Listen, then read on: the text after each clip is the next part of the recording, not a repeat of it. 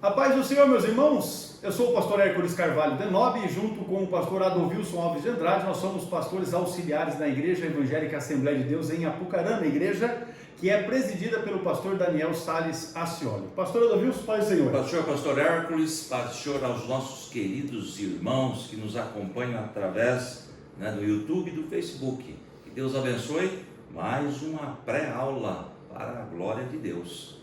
Muito bem, informar os irmãos que tanto a aula da lição de número 8 como essa de hoje, a lição de número 9, nós não teremos os trabalhos de edição que normalmente são feitas nas nossas gravações, uma vez que o Jonatas, que é quem faz esse trabalho, está em férias, aqui no CETADB, e aí é por isso que as lições 8 e 9 não tem a edição, e também é gravado com o áudio ambiente e não com captação de som como normalmente nós fazemos.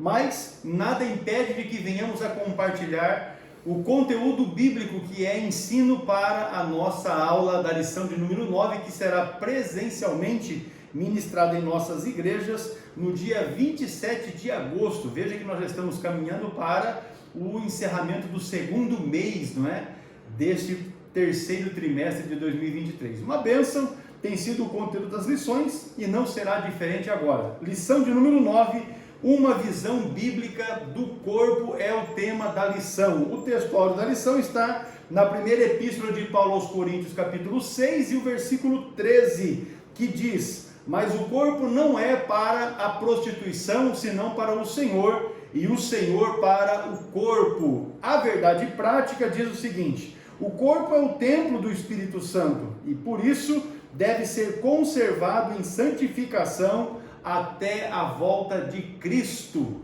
Acompanhe conosco a leitura bíblica em classe. O texto bíblico está na primeira epístola de Paulo aos Coríntios, capítulo 6. Vamos ler os versículos de 12 a 20. Acompanhe aí pela sua lição ou através da sua Bíblia. 1 Coríntios, capítulo 6, a partir do versículo 12, com o pastor Adolvilson.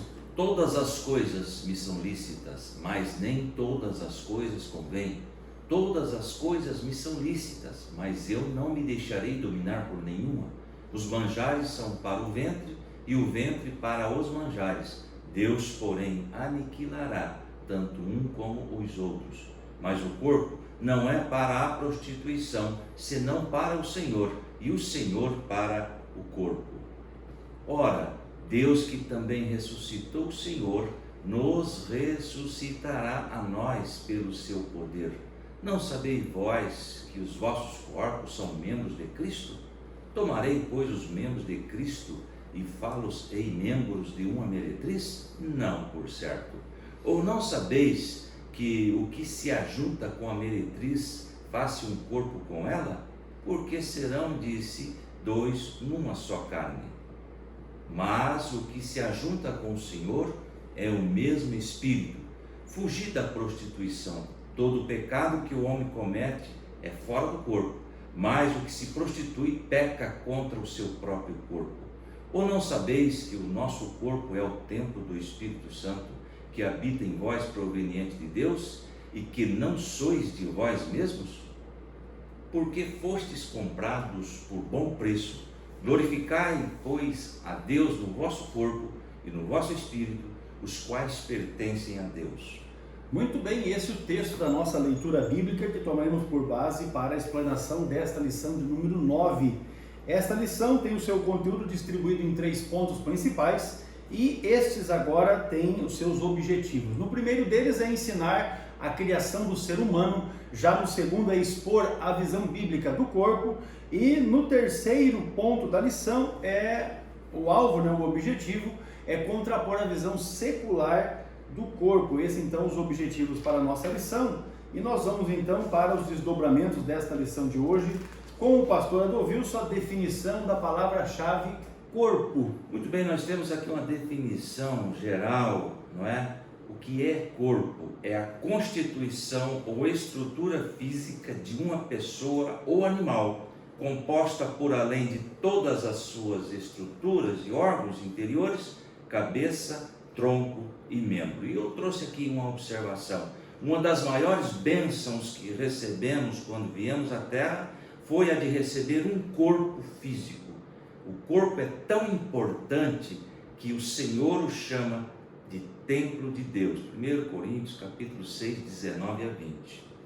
Muito bem, definida então a palavra-chave, nós vamos para a introdução desta lição de hoje. Deus criou o ser humano para o louvor da sua glória, é exatamente o que está na primeira epístola aos Coríntios, capítulo 6 e versículo 20. Deixa eu comentar algo com os irmãos. A lição de hoje, ela está fartamente apresentada com referências bíblicas, para que você consiga e objetive melhor aí o seu aprendizado ou o preparo da sua aula. Você que é professor de escola dominical e que estará à frente da classe, é importante que você leia essas referências todas que o pastor Douglas Batista colocou nas nossas lições, para que você consiga com isso também ampliar aí não só o seu vocabulário, como a sua linha de argumentação dentro do assunto proposto. Então, nesta aula nós não estaremos lendo todas as referências que estão aqui na lição, uma vez que são muitas, não é? Mas, de fato, o texto de Coríntios capítulo 6 e o versículo de número 20 diz que fomos comprados por bom preço, e ele diz: glorificai, pois, a Deus no vosso corpo e no vosso espírito, os quais pertencem a Deus. Foi para isso que Deus nos criou, para o louvor da sua glória. E ele espera que o homem que foi regenerado, que foi transformado, que foi convertido a ele, né, e que agora passa a viver uma vida nova de santidade, que este ser humano transformado de fato louve a sua glória. Contudo, o que nós observamos são que os conceitos secularistas propagam uma forma de vida totalmente independente ou afora, não é, dos preceitos divinos. Então, nesta lição, nós vamos exatamente estudar a criação do homem, as características do corpo humano que estão reveladas nas Escrituras e também estabelecermos uma relação entre o tema com a visão secular do corpo que está sendo difundida atualmente. Nossa finalidade aqui é apresentar a visão bíblica do corpo, o propósito que Deus tem para o nosso corpo e também falarmos a respeito da glorificação que haverá, glorificação do nosso corpo no final de todas as coisas. Então veja que o tema é bastante abrangente. Nós vamos já então para o primeiro ponto da lição com o pastor Adovilson, a criação do ser humano. Muito bem, o homem é o único ser vivo criado à imagem e semelhança de Deus. Nós encontramos isso na referência de Gênesis capítulo 1, 26 e 27. Por isso a declaração de fé da nossa igreja, das Assembleias de Deus, ensina que fomos criados por um ato sobrenatural, sobre-humano, imediato, e não por um processo evolutivo, como temos aí algumas teorias da evolução que até hoje continuam sendo teorias.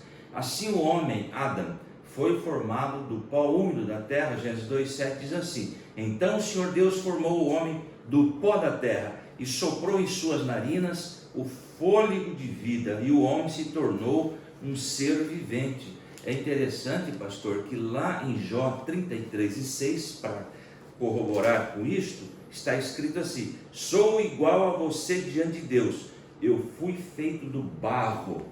Tem uma tradução que diz argila, né? Ou seja, precisa, e alguém fez a seguinte colocação: é terra, para fazer barro é terra e água. Então nós somos, a terra representa o lado material e a água o lado espiritual, que nós somos matéria, né? E também espírito. Assim o homem, Adão, foi formado do pó úmido, olha aí, do barro, né? Gênesis capítulo 2, verso 7. Interessante notar que o uso do hebraico Adão denota um nome próprio, mas também genérico, significando homens e humanidade. Enfim, do norte a sul, de leste a oeste do planeta Terra, onde existir um ser humano, ele é feito de barro, a princípio. A Constituição, ela é terra. Exato. É assim que é, não é? Nós temos o nosso corpo, a maior parte dele é composta por água. Se tirar a água, o que sobra é só terra. Essa é a verdade. Ainda que alguém se ache melhor do que o outro, e é nesse aspecto que a gente chega à conclusão de que a gente é apenas terra. Só isso e mais nada.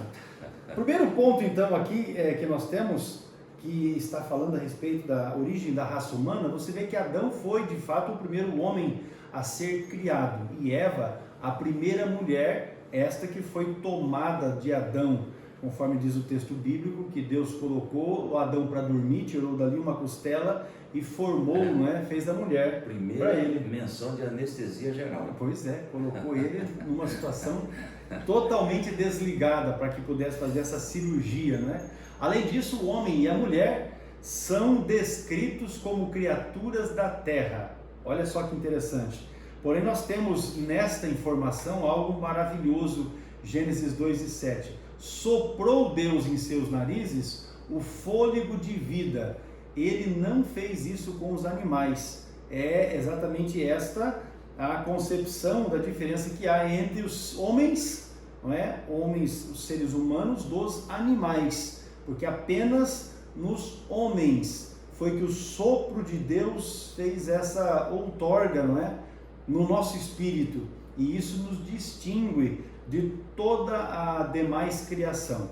Deus soprou o fôlego de vida, o seu espírito nas nossas vidas. Olha que coisa maravilhosa que o Senhor fez para diferenciar seres humanos dos demais atos criativos que Ele tomou.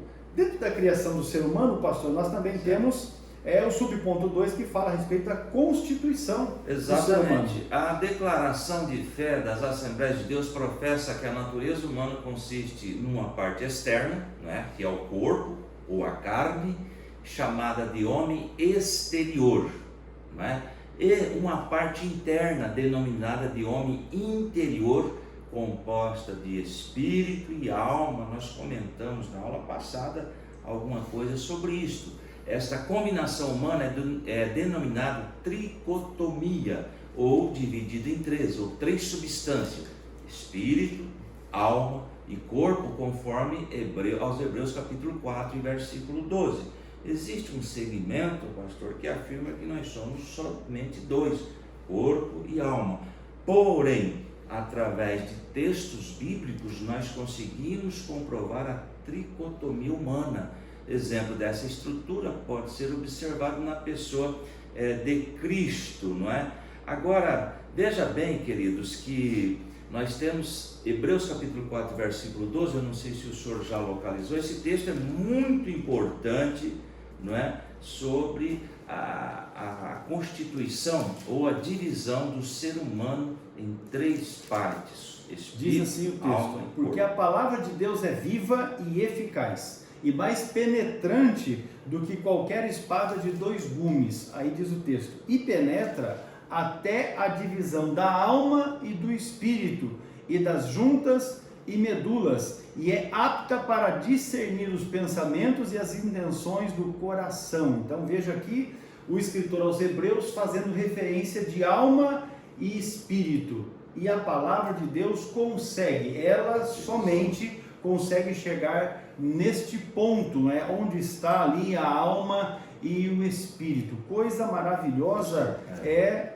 a informação que a palavra de Deus nos dá, porque essa palavra, que você deve inclusive ter ela como referencial aí para a apresentação dessa lição, ela se soma com o texto de Tessalonicenses, e esse é o fundamental. 5:23 de 1 Tessalonicenses: que o próprio Deus de paz os santifique inteiramente, em todo o espírito, alma e corpo de vocês sejam conservados irrepreensíveis na vinda de nosso Senhor Jesus Cristo. Aí temos também a colocação aí: espírito, alma e corpo, ou seja, todo ser humano deve estar aí santificado. Uma outra referência que é importante que você destaque é a de Paulo na segunda epístola aos Coríntios 4,16.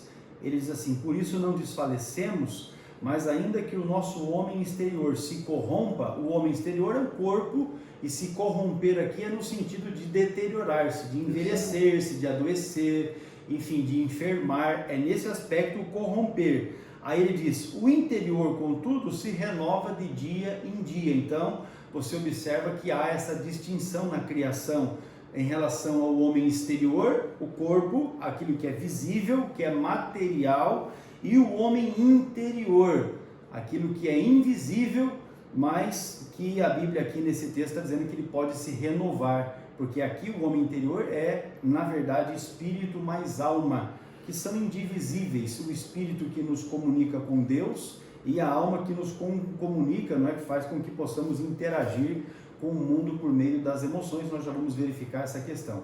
O exemplo dessa estrutura, então, obviamente, Jesus Cristo é o exemplo mais completo, não é, a respeito disso. Seguindo ainda, pastor, a respeito da constituição do ser humano. A Bíblia do Estudo Pentecostal leciona que o nosso espírito, veja bem, que é a parte mais interior do ser humano, é o componente pelo qual se tem comunhão com o Espírito de Deus. Então é o Espírito de Deus entrando em contato, em comunhão com o Espírito humano, tá? É o que diferencia animais dos seres humanos. Animais não têm espírito, tá? Nós, seres humanos, temos, e a alma é definida pelo aspecto da mente, emoções e vontade. O corpo é a parte que volta ao pó, que no caso dos salvos será transformado no dia da ressurreição. Portanto, isso é um ensino já que nós já temos assim, já há muito tempo que é ensinado isso nas nossas igrejas, claro, com comprovação bíblica. Nós somos corpo, que é o invólucro da alma e do espírito. A alma, a sede dos sentimentos, das emoções, não é? E o espírito é a parte do ser humano que tem conhecimento de Deus, que tem relacionamento com Deus. Registra aí esse texto de Romanos 8,16, que esse também vai reforçar a argumentação nesse sentido. Diz o texto: o mesmo Espírito, e aqui é o Espírito de Deus, o mesmo Espírito testifica com o nosso Espírito que somos filhos de Deus. Veja então esta comunhão, esta ligação que há entre o Espírito de Deus com o nosso Espírito e que nos faz então entendermos, compreendermos que de fato somos filhos de Deus. Agora vamos para a queda e restauração humana. Queda e restauração humana é o subponto 3, quando ainda falamos a respeito da criação do ser humano, pastor. Isso, a Bíblia revela que todas as áreas de nosso ser foram afetadas pelo pecado.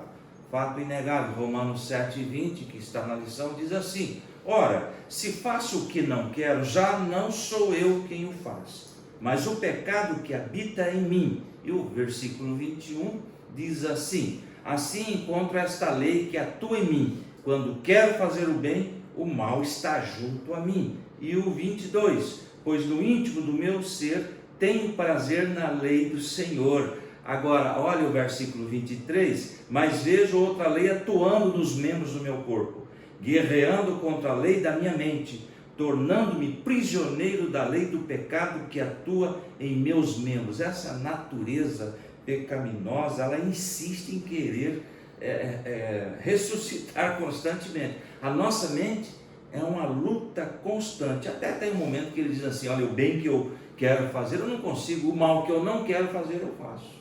Então realmente afetou todo o nosso ser, corpo, alma e espírito, através dessa desobediência, aí onde entrou o pecado no mundo. Olha, tem um livro que eu vou sugerir aqui para vocês, que faz parte desse comentário que o pastor Douglas está fazendo agora, que é o livro Teologia Sistemática, uma perspectiva pentecostal. Você podendo adquirir, é um material da CPAD, acesse o site da CPAD, compre, parcele, enfim, mas tem esse material, porque ali vários autores estão fazendo comentários sobre as nossas doutrinas pentecostais. E é importante que você tenha esse material para que você desenvolva uma linha de argumentação que vá de encontro com aquilo que nós ensinamos. Segundo este comentário teológico, na área da teologia sistemática, embora constituída de 3 subinstâncias, se o ser humano for afetado em um elemento de sua constituição humana, ele será afetado inteiramente. Ou seja, se o seu corpo físico adoecer, você terá todo um desdobramento também no que diz respeito à sua questão emocional, psicológica, não é? Há pessoas que têm problemas de alma, não é? Que são os problemas que nós chamamos de psicossomáticos, porque eles se desenvolvem no campo das emoções, mas eles, conforme a gente usa expressar, ele arrebenta no corpo. A pessoa tem um problema emocional e vai trazer doenças para o corpo físico. E aí nós temos exemplos de alguns tipos de câncer que se desenvolvem no corpo a partir dos problemas psíquicos. Então você entenda essa situação.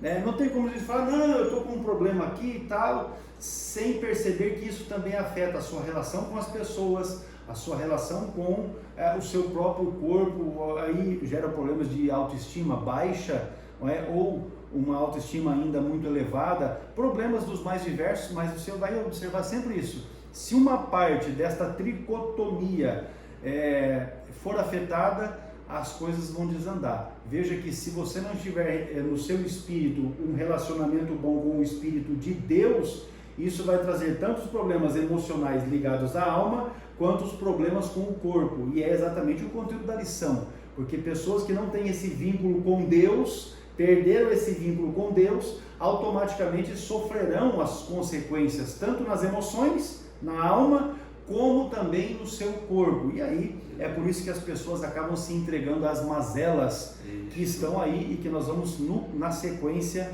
ainda comentar. Nesta perspectiva, então, da nossa vida espiritual, não podemos estar de forma alguma desassociado do corpo.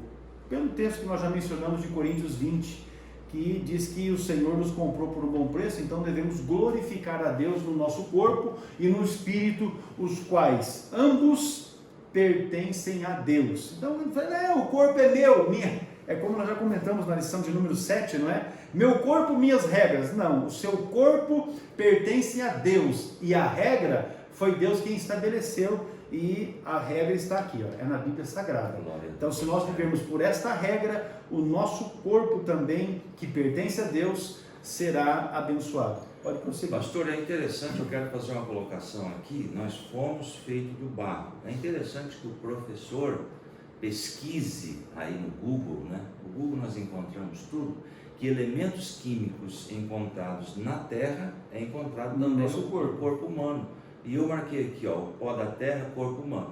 Então a ciência comprova isso, que no corpo humano encontra sódio, potássio, cálcio, magnésio, bicarbonato, fosfato, sulfato, ferro, entre outros produtos químicos. Veja bem que isto comprova que realmente nós viemos do pó da terra. Isso é interessante, é a ciência comprovando, né? Muito bem, desse modo, a conduta irrepreensível do cristão é requerida no espírito quanto alma e corpo, ou seja, todo ser, tá bom? Não é só o corpo, não. Alguém diz assim que Deus só quer o coração, né? Deus quer tudo.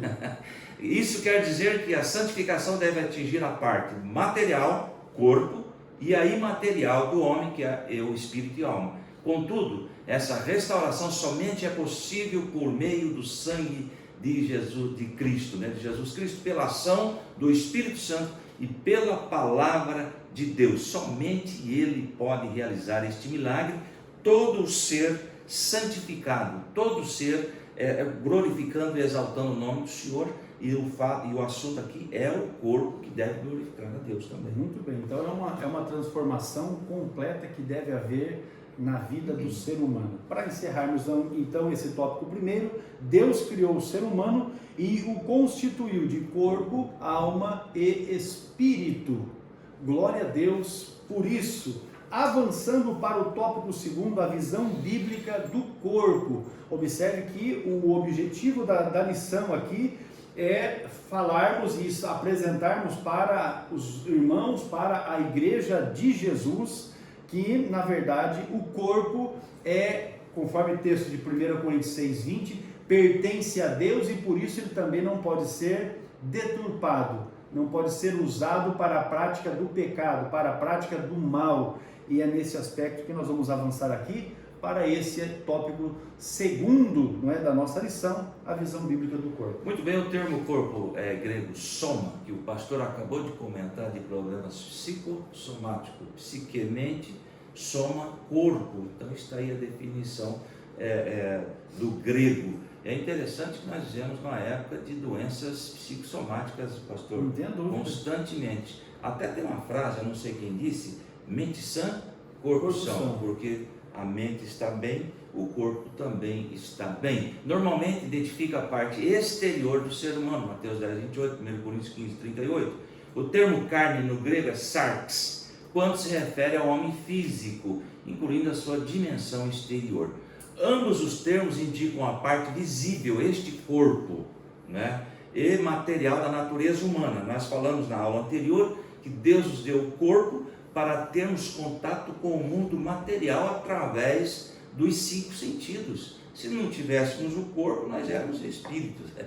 Então Deus nos deu este corpo para este contato com a matéria, com o mundo físico. O corpo é o invólucro da parte imaterial do ser humano. Ele envelhece e morre, fato, realidade, ocasião em que a alma e o espírito o deixam, ou seja, a alma e o espírito nunca morrem. O corpo, já conforme o pastor disse aqui, ele vai passando por uma degeneração, vai se corrompendo. O original de corromper, pastor, é se estragar mesmo, vai envelhecendo. Eu já fiz uma pesquisa rápida aqui, mente sã, corpo são. Quem falou isso aí foi o poeta romano Juvenal. Pronto aí. Né? E essa expressão latina, ela é uma citação derivada da sátira X, escrita por esse poeta Juvenal. Olha só. Vamos adiante. Muito bem. Prosseguindo aqui, a carne geralmente é descrita em sentido negativo. A minha carne, conforme diz Romanos 7,18, não habita bem algum. Entretanto, esse tom depreciativo que nós temos a respeito da carne diz respeito à natureza pecaminosa do homem e não especificamente ao corpo físico. Ou seja, quando nós dizemos que na minha carne não habita bem algum, não está se referindo a este invólucro, não é? Mas é aquilo que está no desejo, no centro da vida do homem. A sua busca é continuamente má. Assim sendo, a nossa declaração de fé, a declaração de fé das Assembleias de Deus, rejeita a ideia de ser o corpo uma prisão da alma, que é ensinado por alguns, e do espírito, ou seja, o corpo ser a prisão da alma e do espírito, ou também de ser inerentemente mau e insignificante. Isto está muito claro para nós na nossa declaração de fé. O corpo não é a prisão da alma e do espírito. Exatamente, porque, sabe quem disse isso? Platão afirma que o corpo é o cárcere da alma. O corpo fazia parte do mundo dos sentidos e a alma era pertencente ao mundo das ideias. O corpo físico, segundo ele, era o que mantinha a alma separada do seu mundo. Portanto, para que houvesse uma liberdade de fato, o homem precisa morrer, libertando a sua alma. Por isso, chamava o corpo como cárcere da alma. Ou seja, o corpo você pode fazer segundo os ensinamentos desse filósofo, pode fazer o que quiser com o corpo, que o corpo morrendo, a alma está livre. Isso contraria os ensinamentos bíblicos que Deus nos deixou. Então essas filosofias estão invadindo em alguns segmentos e estão falando, não, o corpo pode fazer o que quiser, conforme já o pastor disse, nós falamos também, as minhas regras, dizem eles, é não ter regras. E tem uma seita que usa um texto de Romanos capítulo 6 para poder justificar uma besteirol lá que eles ensinam. Romanos 6 e 7 diz assim, ó: aquele que está morto está justificado do pecado. Com base nisso, esse grupo ensina que, esse grupo que diz que são testemunhas, eles ensinam que a pessoa morreu, acabou, não tem pecado mais, está tudo certo. Não é? Está tudo certo, vai habitar aqui nessa terra, novos céus e nova terra. É o ensino deles. Porém, quando você lê o contexto do capítulo 6 de Romanos, Paulo está falando a respeito do sepultamento que ocorre quando alguém é batizado. E esta morte aqui está falando exatamente desse sepultamento. Quando o indivíduo é sepultado nas águas batismais, então sim ele está justificado do pecado, porque o batismo é exatamente um sinal público de que de fato você aceitou Jesus como Senhor e Salvador da sua vida e agora você vive para Ele. Então houve uma mudança de vida, o novo nascimento, o velho homem está sepultado nas águas batismais. É essa a analogia que Paulo usa em Romanos capítulo 6, mas que essas testemunhas usam para dizer que nada, quando você morre, você está justificado do pecado. E veja aí, um ensino completamente errado, é uma farsa, isso é uma fake news. Fique atento a essa bobagem que andam ensinando aí, porque há juízo, com certeza há juízo para aqueles que no corpo ou na alma vivem uma vida deplorável. Vamos avançar aqui, o templo do Espírito Santo, é o nosso corpo. Isto, contrariando agora esses ensinos progressistas dos últimos dias, a Escritura declara, O corpo não é para a prostituição, senão para o Senhor. 1 Coríntios capítulo 6, verso 13 diz assim: os alimentos foram feitos para o estômago, e o estômago para os alimentos, mas Deus destruirá ambos. O corpo, porém, não é para a imoralidade. Está aí se chocando com esses ensinamentos dos últimos tempos dessa sociedade. Não é para a imoralidade o corpo, mas para o Senhor, e o Senhor para o corpo. Nesse sentido, irmãos, essa parte material do salvo deve ser santa e usada para glorificar a Deus. 1 Coríntios capítulo 6 e versículo 20: vocês foram comprados por alto preço, portanto glorifiquem a Deus com o corpo. Veja bem, contrariando os ensinamentos. O texto de 1 Coríntios 6,17 diz assim, ó: mas o que se ajunta com o Senhor é um mesmo espírito. Aquele que se junta com o Senhor se constitui um mesmo espírito com o Senhor. Assim como Paulo também está dizendo que aquele que se junta com uma meretriz também se torna um corpo só com a meretriz. E aí, meu irmão, que associação há entre Cristo e as trevas. Veja como a Bíblia vai se completando no ensino, informar um pensamento a respeito de que nós, como crentes, como pertencemos ao Senhor, devemos fazer com que vivemos uma vida no corpo, afastado, fora, não é, do pecado. É assim que o Senhor deseja que seja, até porque, frisando o versículo 20 do mesmo texto, não é? Pertencemos ao Senhor. Muito bem, em 1 Coríntios capítulo 6, vemos que os corpos dos salvos são metaforicamente membros do corpo de Cristo. E tem várias referências aí, mas eu separei Romanos capítulo 6, versículo 13. Não ofereça os membros dos seus corpos ao pecado como instrumentos de injustiça, antes ofereçam-se a Deus como quem voltou da morte para a vida, e ofereça os membros dos seus corpos a Ele como instrumentos de justiça. Então está aí uma referência. Não podemos viver na imoralidade, de forma alguma. Olha que como isso está assim bem frisado, né, no conteúdo aqui apresentado na lição pelo pastor Douglas. Muito bem, o tópico 2, o subponto 2, o templo do Espírito Santo. Aqui o cristão é exortado a não pecar contra o próprio corpo, pois um resgate de alto preço foi pago por Cristo, tornando o crente templo e morada do Espírito Santo. 1 Coríntios 6,19: acaso não sabem que o corpo de vocês é santuário do Espírito Santo que habita em vocês e que lhes foi dado por Deus, e quem vocês não são, e que vocês não são de si mesmo?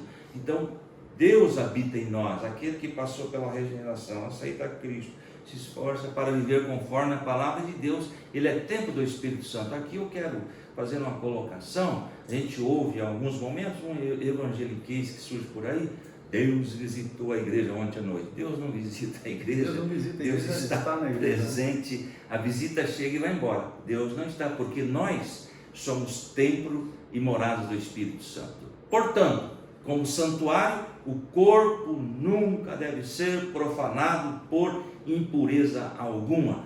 É a palavra de Deus. A visão bíblica do corpo, nós falamos aqui já a respeito da parte exterior. Agora finalizamos sobre o templo, né, sermos o templo do Espírito Santo, e agora vamos falar a respeito da glorificação do corpo, que vai acontecer por ocasião da ressurreição daqueles que estão mortos, obviamente, quando Jesus vem para o arrebatamento da igreja, e a transformação daqueles que se encontrarem vivos no momento em que o arrebatamento da igreja acontecer. Vamos lá então, a glorificação do corpo na ressurreição. Muito bem, o tópico 2, o subponto 3, a ressurreição de Cristo aniquilou o império da morte, tá? E garantiu a nossa ressurreição. 1 Coríntios 6 e 14 e 2 Coríntios 4, 14. Entre a morte e a ressurreição há um estado intermediário, não é? E nós temos que entender, pastor, existe até o livro lá do pastor, as 101 perguntas escatológicas sobre esse estado, do pastor Ciro de Borges, sobre o estado intermediário, onde a parte material do ser humano subsiste de modo consciente. Alguém ensina que está dormindo, não tem consciência de nada, mas nós temos comprovação bíblica de que realmente estão conscientes. Está aí em Lucas 9, né? Deixa eu ver se eu marquei aqui. Versículos 28 está aberto aqui. É sobre a transfiguração de Jesus. Né? Diz assim o texto: e aconteceu que, quase 8 dias depois destas palavras, tomou consigo a Pedro, a João e a Tiago, e subiu ao monte a orar. E estando ele orando, transfigurou-se a aparência do seu rosto, e as suas vestes ficaram brancas e muito resplandecentes. E eis que estavam falando com ele 2 varões que eram Moisés e Elias, os quais apareceram com glória e falavam da sua morte, a qual havia de cumprir-se em Jerusalém. Então você tem aqui um cenário onde Jesus, Moisés e Elias, considerando aqui, não é, a transfiguração, falavam com Jesus a respeito, não é, da sua morte que aconteceria posteriormente. Então você vê ali exatamente esta apresentação de que estavam conscientes. E o texto também de Lucas, capítulo 16, a partir do versículo de número 22, é a parábola a respeito de rico e Lázaro. E você observa que tanto um quanto o outro estavam conscientes, ainda que havia o abismo da separação, havia consciência, falando a respeito do estado intermediário. Agora, se você quer se aprofundar a respeito disso, então você entra em contato com o CETADB, não é? Em todas as nossas redes sociais você vai encontrar um contato nosso para estar falando, e adquira o curso Perguntas Escatológicas, onde nós falamos a respeito de todo o plano escatológico, inclusive também dando um panorama a respeito desse estado intermediário. Material escrito pelo pastor Ciro Sanches Iborde, e o aluno que adquire esse curso ainda tem acesso a uma playlist com mais de 40 aulas a respeito do tema. É uma maneira de você se aprofundar neste tema. Agora, continuando na explanação da lição. Pastor, agora é interessante que não está na lição, eu trouxe um versículo aqui, 2 Coríntios capítulo 5, versículo 8, para confirmar esta consciência no estado intermediário entre a morte e a ressurreição. Lá em 2 Coríntios 5, 8 diz assim: entretanto, estamos em plena confiança, não é? Preferindo deixar o corpo e habitar com o Senhor. Agora eu fico perguntando, como que Paulo poderia encontrar-se com o Senhor e habitar com ele depois de sua morte, se estaria dormindo? Então ele tinha consciência, não é, que estaria com o Mestre Jesus logo após então a morte, onde a parte imaterial do ser humano subsiste de modo consciente. Já comentamos sobre isso. Contudo, o nosso corpo carnal não pode herdar o reino de Deus. 1 Coríntios capítulo 15 e versículo 50. O senhor está aí? E agora digo isto, irmãos, que carne e sangue não podem herdar o reino de Deus, nem a corrupção herda a incorrupção. Então vamos trocar por miúdos aqui. O corpo, esse invólucro, não vai entrar no reino dos céus. Ele será glorificado, conforme já dissemos, no instante da volta de Jesus para o arrebatamento da igreja. E também a corrupção, ou seja, aquele que está em pecado não vai também herdar, não é, junto com aqueles que estão já num corpo,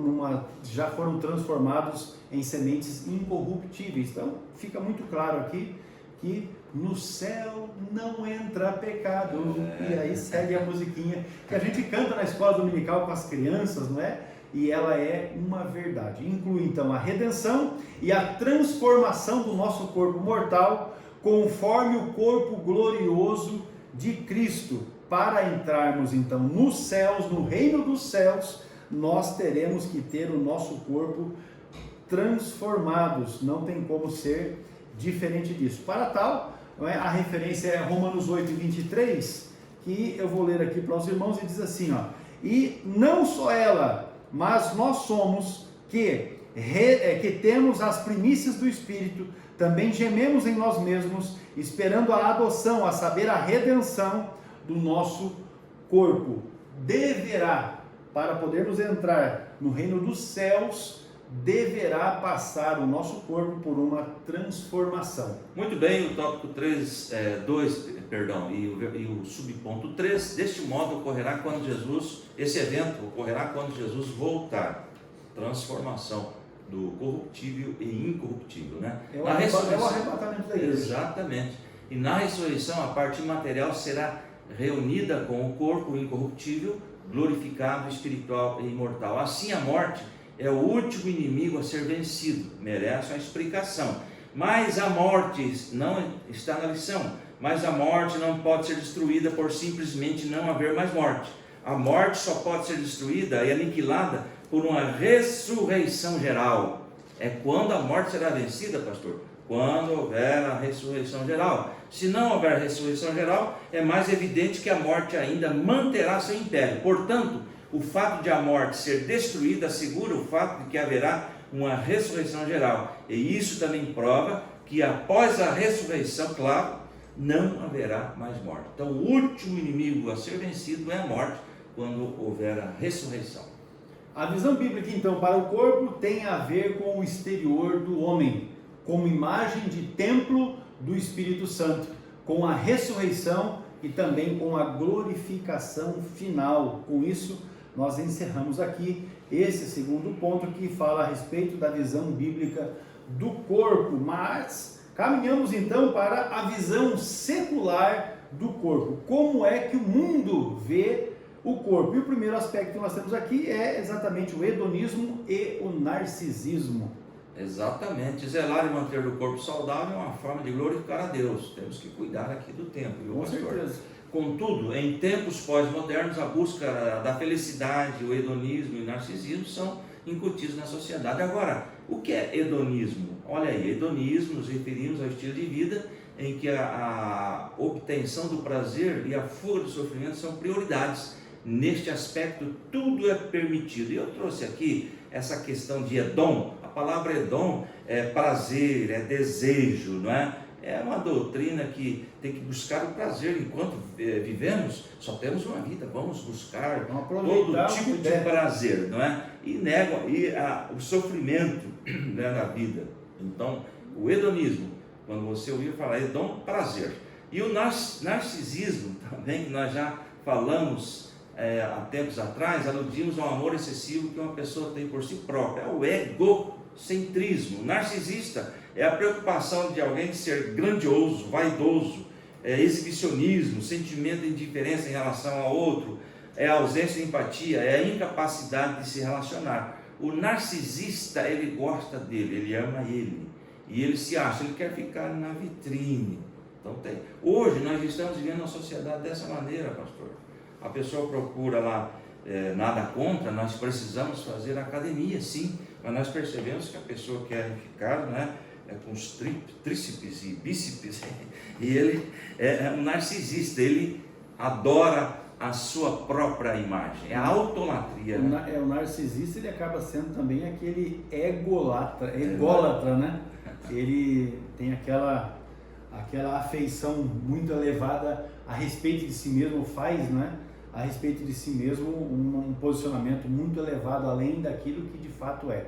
De acordo com essa abordagem, refere-se ao indivíduo que de modo insensato persegue o corpo ideal por meio da boa estética a qualquer custo e se porta com ostentação em busca de autorrealização e de ser admirado. Inclusive nós temos pessoas que em busca desta questão de corpo e tal, usam medicação, fazem cirurgias bastante invasivas em busca da perfeição do corpo. Tem muita gente que aí o indivíduo coloca acréscimos do seu corpo. Eu aqui não vou fazer menção de tipos de acréscimos, mas nós vamos trabalhar aqui. Por que é que nós estamos falando a respeito do corpo exatamente após estudarmos a lição 6, 7 e 8?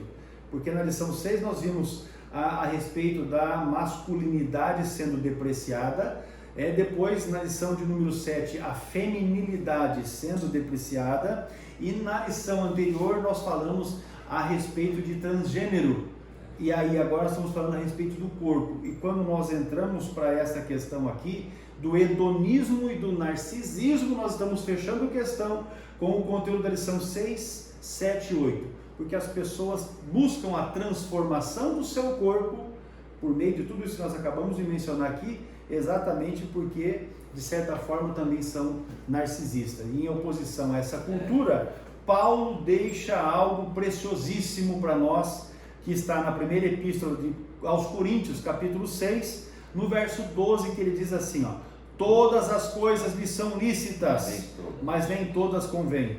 Todas as coisas me são lícitas, mas eu não me deixarei dominar por nenhuma. Veja aí então, pastor, eu posso fazer isso? Pastor, eu posso fazer aquele outro? Eu posso fazer? Pode, claro que você pode. Qualquer pessoa pode fazer o que quiser. Nós já temos dito isso aqui nos estudos dessas lições do terceiro trimestre. Nós temos dito, qualquer pessoa faça o que quiser da sua vida, do seu corpo, faça o que quiser. Porém, a pergunta que nós temos que de fato fazer não é se nós podemos, é se é conveniente que a gente faça. Porque aí nós vamos aprender pela palavra de Deus que as coisas que são lícitas, nem sempre para crentes ela convém.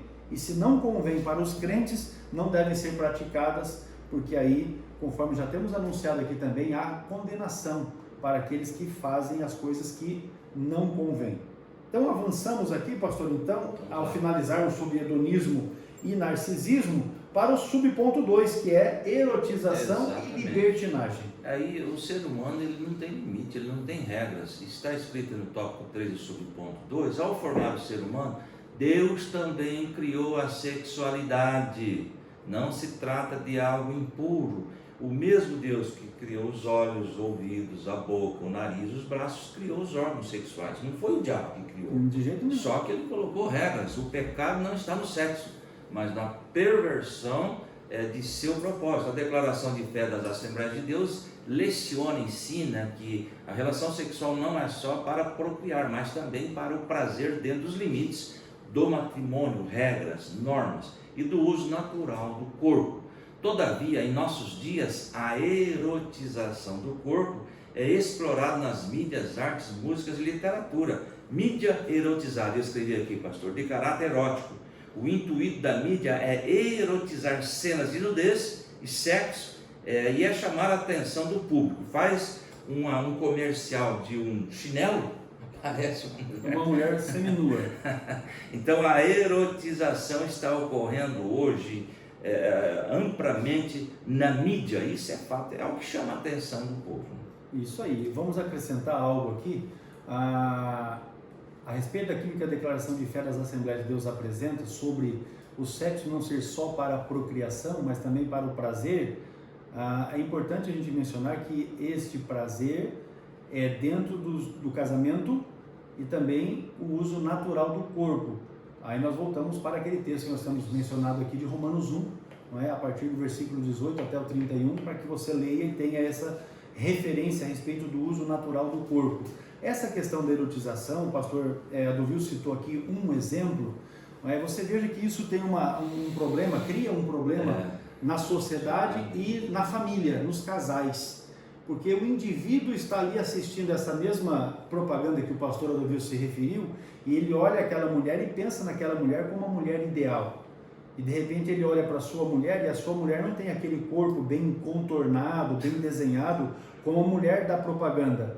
No outro aspecto, a mulher que está vendo essa propaganda também fica emocionalmente e psicologicamente abatida ou abalada, porque ela não consegue atingir aquele que, segundo a mídia, é o corpo ideal. E aí geram-se os problemas, as mulheres vão buscar os meios, os recursos de medicação e às vezes automedicação e geram problemas emocionais, geram transtornos psicológicos, geram problemas graves de saúde, enfim. Então você observa que essa erotização traz esse problema. Para os jovens gera um problema ainda mais complexo, porque os jovens, quando estão buscando esse caminho da erotização, da sexualização, enfim, na mídia, a mídia, os filmes, as novelas apresentam tudo muito perfeito, tudo muito funcional.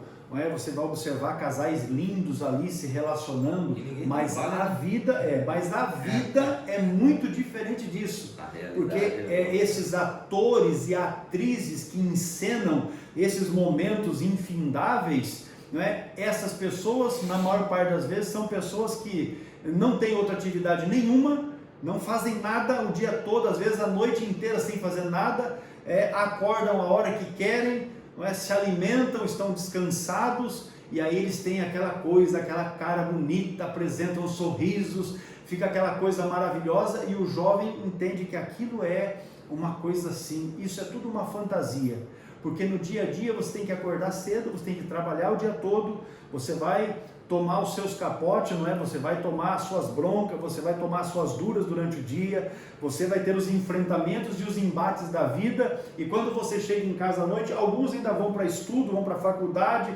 outros vão tratar de resolver outros problemas, para então ter um encontro com a sua esposa, e aí ambos cansados, ambos cheios de problemas, e aí você vai chegar à conclusão de que aquilo que a mídia mostra é uma fake news, é uma mentira, não existe aquilo como uma realidade de vida, é muito aquém da realidade, por isso alguns se decepcionam, e aí casais novos hoje, com pouco tempo de casamento, acabam por findar o seu casamento, porque descobrem que estão sendo incompatíveis. Na verdade não existe essa incompatibilidade, é que aquilo que o mundo apresenta é muito distante da realidade que nós vivemos no dia a dia. Então essa erotização com a libertinagem tem estragado muita coisa. É um mundo de fantasia, né, pastor? Tópico 3 e subponto 2, ainda é erotização. O objetivo é seduzir e estimular as práticas sexuais, né, da mídia, por exemplo, como resultado de licenciosidade. Isto é, a conduta sexual desregrada e imoral prolifera assustadoramente e vai piorar. Não sou profeta do caos, mas estamos caminhando para isso, a situação vai piorar. Agora nós temos aí, é interessante lermos 1 Coríntios 6, 9 e 10. Veja aí, o 1 Coríntios 6, 9 diz assim: vocês não sabem que os perversos não herdarão o reino de Deus? Não se deixem enganar, nem imorais, nem idólatras, nem adúlteros, nem homossexuais, passivos ou ativos. Verso 10, nem ladrões, nem avarentos, nem alcoólatras, nem caluniadores e nem trapaceiros herdarão o reino de Deus. Em contrapartida está aí a palavra de Deus orientando: não pratiquem tais coisas. Diante disso, o apóstolo Paulo adverte: todas as coisas me são lícitas, mas não me deixarei dominar por nenhuma. 1 Coríntios 6,12, que o pastor já leu nesta aula. Muito bem, avancemos então aqui para o subponto 3 dessa lição, que fala sobre liberdade e autonomia. A Bíblia, na verdade, atesta que o homem é dotado de livre-arbítrio. Já falamos também a respeito desse tema na explanação das lições anteriores. Isso indica que essa autonomia diz respeito a tomar as próprias decisões e também de autogovernar-se. Somos livres, porém todos os nossos atos serão alvo de juízo divino, ou seja, aquilo que você faz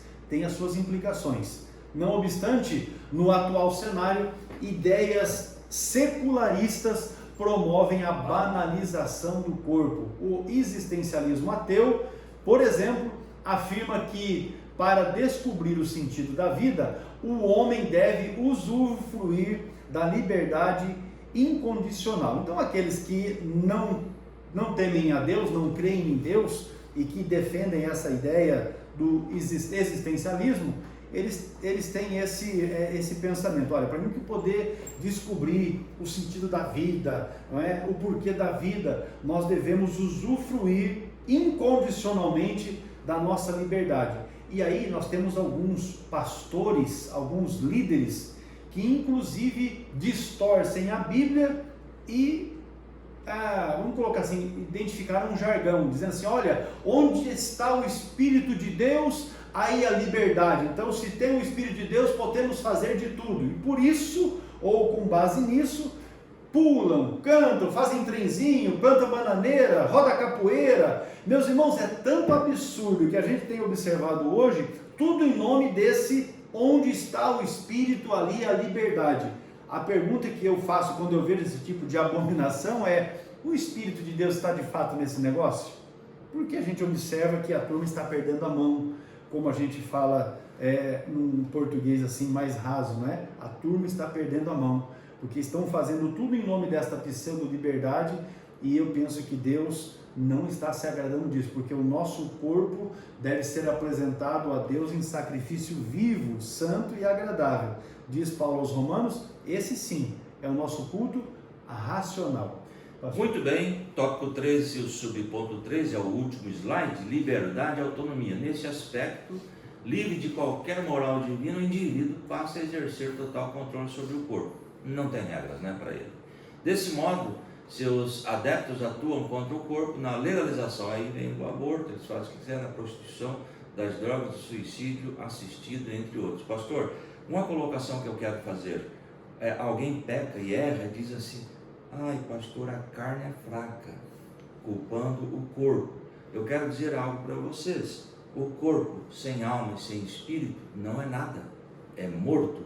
O problema não está na carne, tá? A pessoa prostitui, aonde precisa ser tratada? A alma, é a alma do indivíduo. A pessoa está nas drogas, o corpo não é culpado, a alma precisa ser tratada, porque o corpo sem alma e sem espírito não é nada. E alguém diz assim: a carne é fraca, a alma precisa de um tratamento urgente, e esse tratamento é através da ação do Espírito Santo.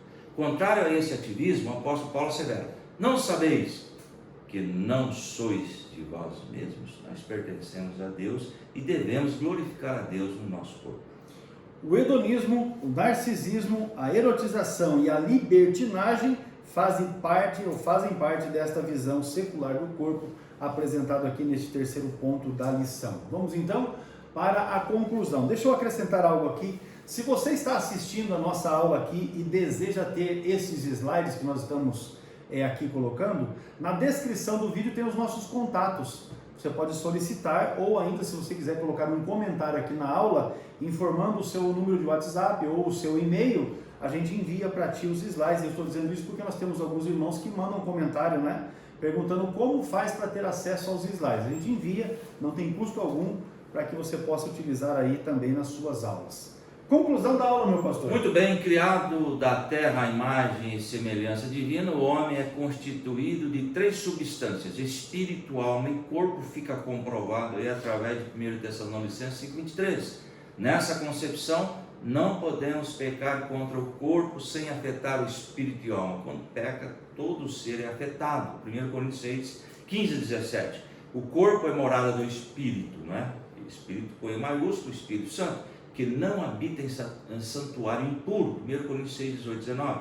Na vinda de Cristo, o corpo dos santos será glorificado. Assim, o corpo não deve ser tratado como algo pejorativo.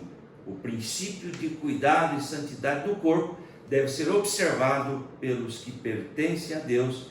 1 Coríntios capítulo 6 e versículo 20. Porque fostes comprados por bom preço, glorificai, pois, a Deus no vosso corpo e no vosso espírito, os quais pertencem a Deus.